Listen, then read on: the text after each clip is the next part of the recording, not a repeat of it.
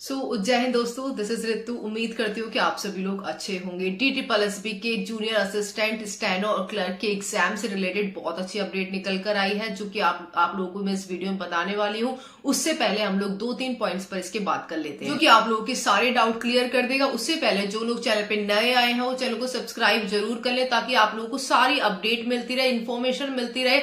साथ में आप लोग सही डायरेक्शन का यूज करके आप लोग अपनी सरकारी जॉब पा सके। आप सभी लोग जानते हैं कि DSSB में जूनियर असिस्टेंट क्लर्क के RTI का ऑफिशियल रिप्लाई आ चुका है कि कितने लोगों ने फॉर्म फिल किया है। तो DSSB में जूनियर असिस्टेंट के टोटल जो फॉर्म फिल हुए हैं, तो वो आप लोगों के 3,55,434 फॉर्म फिल हुए हैं, जिसमें से UR में जो टोटल फॉर्म फिल हुए हैं वो आप लोगों के 1,61,451 फॉर्म फिल हुए हैं। वहीं OBC में टोटल जो फॉर्म फिल हुए हैं वो आप लोगों के 57,216 फॉर्म फिल हुए हैं। वहीं SC में आप लोगों के 87,338 फॉर्म फिल हुए हैं। वहीं ST से आप लोगों के टोटल फॉर्म फिल 25,239 हुए हैं। वहीं EWS से आपके टोटल फॉर्म 24,190 हुए हैं।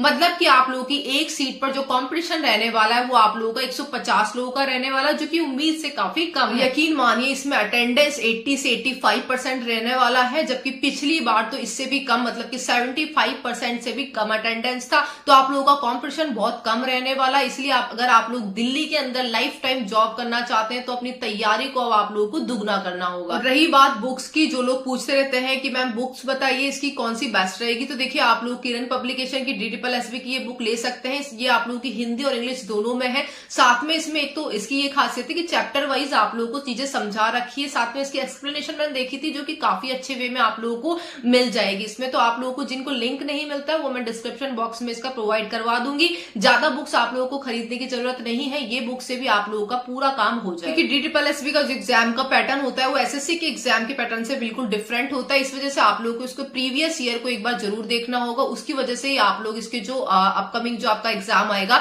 तो उसमें आप लोग अच्छा परफॉर्म कर पाएंगे। तो ये शॉर्ट पेपर आप लोगों की बहुत ज्यादा हेल्प करने वाले हैं। बात कर लेते हैं इसके एग्जाम अपडेट की, जो कि सबसे बड़ी चीज है। अब आप लोगों को बता दूं कि इस महीने मतलब कि मार्च में आप सभी लोग जानते हैं कि DSSB में जो JJ और अदर पोस्ट निकली थे तो उनके एग्जाम कंडक्ट करवाने हैं। और 13 मार्च को आप लोगों की इलेक्शन डेट भी अनाउंस होने वाली है। तो उसके बाद आप लोगों की आचार संहिता लग जाएगी। अप्रैल मई में आप लोगों के चुनाव होने हैं, तो DSSB का पूरा स्टाफ चुनाव में बिजी हो जाएगा। तो मई तक आप लोगों के एग्जाम नहीं होंगे, ये लगभग आप लोगों का तय है। क्योंकि DSSB पर SSC की तरह इतना प्रेशर नहीं है कि इलेक्शन आ रहे हैं उससे पहले पहले आप लोगों को एग्जाम कंप्लीट कराना है, या फिर रोजगार मेला आ रहा है उससे पहले पहले आप लोगों को इनके एग्जाम कंडक्ट करवा के इन लोगों को ज्वाइनिंग देनी। ऐसा जो मैंने अपने लेवल पे जानकारी से पता लगवाया है कि आप लोगों का जो डिपार्टमेंट है वो आपका एग्जाम शेड्यूल कर रहा है, तो वो 14 जून से कर रहा है। 14 जून से पहले मतलब कि जून के फर्स्ट वीक में आप लोगों का DSSB द्वारा इसका एग्जाम का शेड्यूल भी आप लोगों को बता दिया जाएगा। तो लगभग आप लोग मान के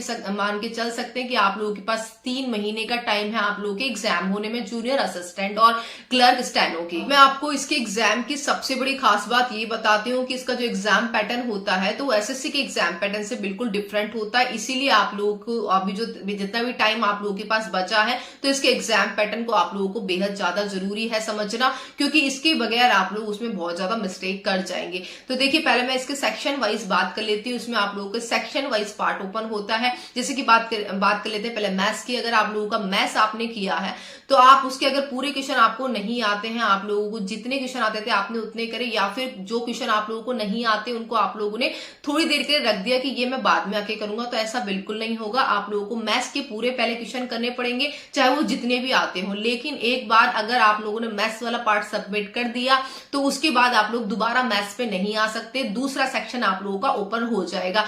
इसीलिए आप लोग बेहद ध्यान से इसके जो क्वेश्चन है उसको अटेम्प्ट करना है। अगर आप लोगों को आते हैं वही क्वेश्चन अटेम्प्ट करना है, नहीं आते हैं तो उसको आप लोगों को फाइनल सबमिट करके दूसरे पे चले जाना है। दोबारा आप लोग उस सेक्शन पे बिल्कुल भी नहीं आ सकते। इसीलिए आप लोगों को अपने माइंड में जो क्वेश्चन अटेम्प्ट करेंगे उसके बारे में सोच के जाना है कि मुझे ये माइंडसेट से इतने पार्ट के इतने क्वेश्चन करने। सही आप लोगों की सारे सेक्शन में होना है। एक सेक्शन कंप्लीट होने के बाद सेकंड ओपन हो जाएगा, वो सबमिट होने के बाद थर्ड, फिर फोर्थ, फिर फिफ्थ, इस तरीके से आप लोगों का सेक्शन वाइज चलेगा। इसी वजह से आप लोगों को इस पे प्रैक्टिस करने की बहुत ज्यादा जरूरत पड़ेगी। तो इसीलिए मैं आप लोगों को इसके फ्री मॉक टेस्ट भी प्रोवाइड करवाऊंगी। और जिन लोगों को इसके फ्री मॉक टेस्ट चाहिए वो मुझे इंस्टाग्राम पर फॉलो करके DM करेंगे। मैं आप लोगों को फ्री मॉक टेस्ट प्रोवाइड करवा दूंगी, जिससे आप लोगों के जो करंट एग्जाम होना है आप लोगों का तो उसका एग्जाम पैटर्न समझ पाए। साथ में आप लोग प्रीवियस प्रीवियस ईयर के हिसाब से ही अपनी तैयारी और प्रैक्टिस कर पाए। और रही बात इसके टाइपिंग की कि कैसे इसकी टाइपिंग होती है, सॉफ्टवेयर से होती है या फिर आप लोगों को पेपर दिया जाता है, बैक स्पेस होता है या नहीं होता, तो इसकी डिटेल वीडियो अगर आप लोगों को चाहिए तो अभी आप लोग मुझे इस वीडियो के नीचे कमेंट करके बताएंगे। बाकी मेरे इंस्टाग्राम चैनल को आप लोग फॉलो कर लेना, वहां पे आप लोगों की जो भी क्वेरी आप लोग मुझे पर्सनली बताकर आप लोगों को पर्सनली उसके रिप्लाई मिल जाते हैं। ज्यादा से ज्यादा लोगों को मैं पर्सनली उनकी रिप्लाई करने की कोशिश करती हूँ।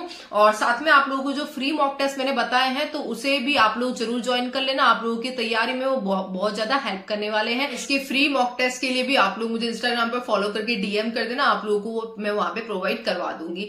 और साथ में आप लोग जो टेलीग्राम चैनल है उसको भी ज्वाइन कर ले, वहां भी आप लोगों को सारी अपडेट होती है, कौन सी न्यूज आप लोगों की फेक है, रियल है, जो भी ऑथेंटिसिटी होती है आप लोगों को वहां पे देखने को मिल जाएगी, इसलिए आप लोग उसको जरूर ज्वाइन कर ले। बाकी चैनल को सब्सक्राइब करना बिल्कुल ना